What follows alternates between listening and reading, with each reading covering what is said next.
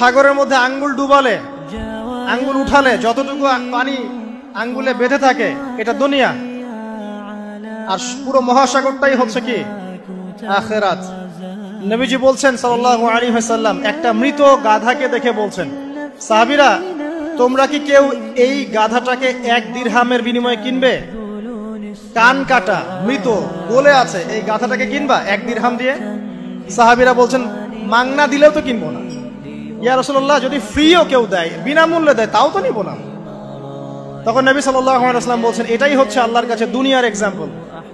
ওই মৃত গাধা তোমাদের কাছে যতটা না ইম্পর্টেন্ট, যতটুকু মূল্য রাখে, আল্লাহর কাছে এই দুনিয়া তার চেয়েও কম মূল্য রাখে। তো এই দুনিয়াতে তো সব ফয়সালা হবে না। আমরা তো হতাশ হয়ে যাই না যে দুনিয়াতে এমন কেন, এটা কেন, ওইটা কেন। দুনিয়া এটারই জায়গা। দুনিয়া সবকিছুর কনক্লুশনের জায়গা না, সবকিছুর পরিসমাপ্তির জায়গা হচ্ছে কিয়ামতের মাঠ। ওই দিন যে সফল সে সফল, যে ব্যর্থ সে ব্যর্থ। দুনিয়ার বাড়ি গাড়ি, স্ট্যাটাস, চাকরি বাকরি, ইজ্জত সম্মান, এটা সাফল্য ব্যর্থতার মানদণ্ড নয়, চূড়ান্ত মানদণ্ড নয়।